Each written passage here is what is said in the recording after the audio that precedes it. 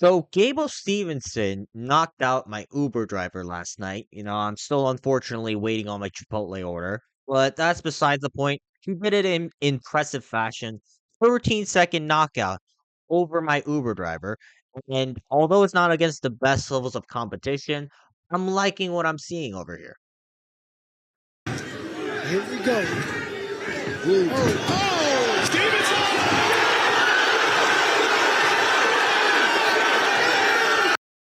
Damn, that was really impressive, right?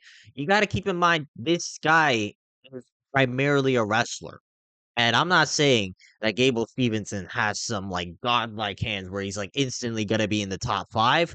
But when I look through the state of the heavyweight division, I don't think it's a long shot for Gable Stevenson to make it into the UFC and possibly challenge for the belt at some point in his career. Because when I look through the state of the heavyweight division, there's not a lot of guys that I could see just destroying Gable Stevenson, right?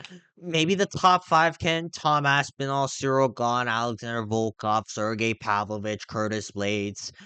If you want to include Ante Delija in that mix, sure. But outside of those six guys, I don't know for certain who's going to be able to beat Gable Stevenson. If Gable Stevenson ever makes it into the UFC, maybe, right? Maybe Walter Walker because of his heel hook game. But does Walter Walker even take Gable Stevenson down? I don't think so. Gable Stevenson is like an NCAA wrestler, one of the better ones in the upper weight classes. Like, this gives me Jacoby Smith vibes when Jacoby Smith was entering the welterweight division.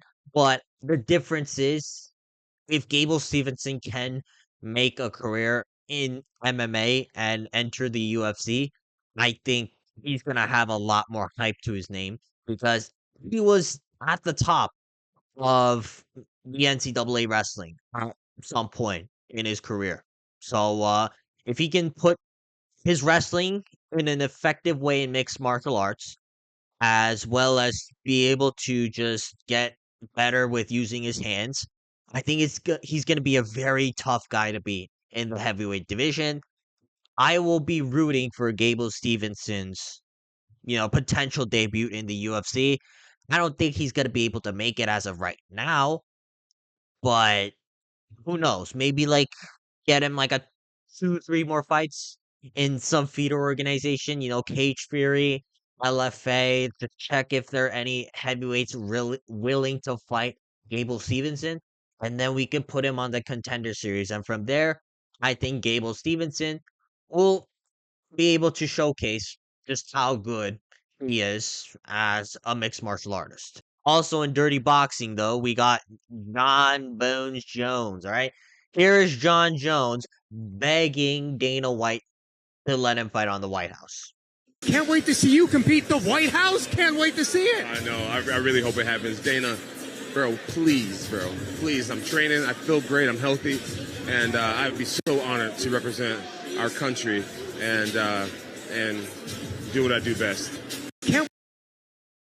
Now, I got a lot of things to say about John Jones. First off, all right, you know how he's saying he's training, he feels great, he's healthy.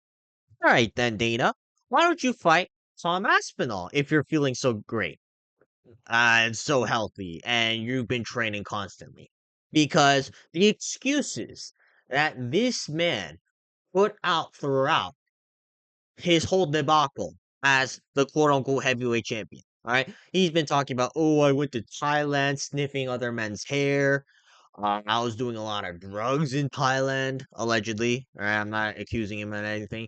But he's like, oh, I was filming a reality TV show. I'm not feeling happy. I need at least 6 months on top of all the time I wasted to prepare for Tom Aspinall.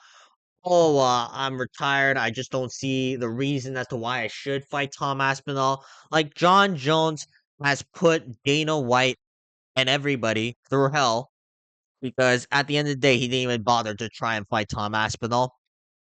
And somehow John Jones is now feeling healthy, right? Now that he might not have to fight Tom Aspinall. He's been calling out Alex Pereira a lot, proving more so that he is ducking Tom Aspinall. He's also been just, just very irksome when it comes to like being asked about the Tom Aspinall fight, right? Never really directly addressing whether or not he's gonna ever fight him. And it just feels like a desperate plea from John Jones. Watching him go to dirty boxing, right? And primarily he's there to, root for Gable Stevenson, but he's also there talking to the schmo over here. He's like, please, let me fight on the White House. Like, I'd be so honored to represent our country and do what I do best, right? John Jones, do you know what you do best? Right? Because yes, he's a great fighter, but that's not what John Jones has been known for over the last couple of years, right?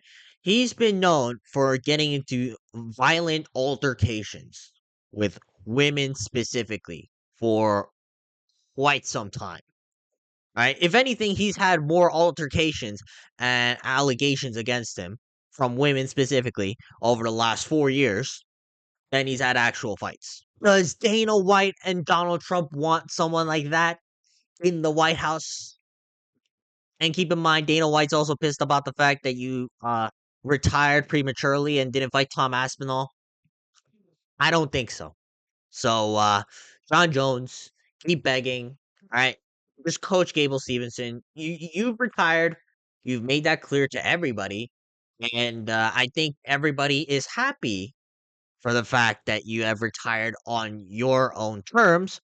So don't try to come back because, quite frankly, I don't think that many people miss you. Okay, that's gonna be it for this video.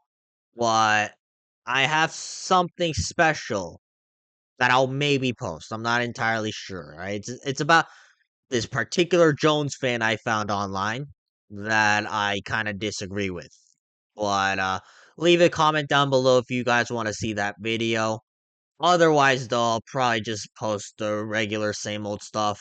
Reaction videos to the godly Apex card we have tomorrow.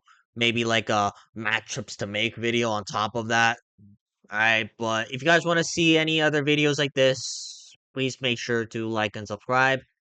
Otherwise, though, I'll see you guys later. Peace. Oh, and happy Halloween.